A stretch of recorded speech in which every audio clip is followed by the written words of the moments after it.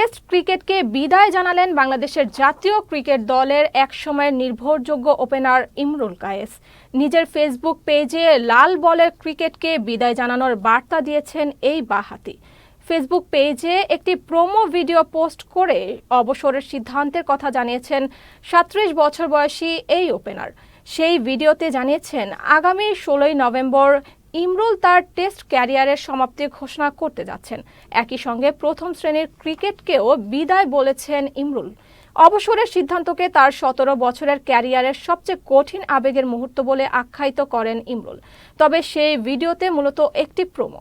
ভিডিওর শেষে coming soon লেখা দেখিয়ে কিছুটা রহস্য রেখেই দিয়েছেন জাতীয় দলের এক সময়ের এই ওপেনার।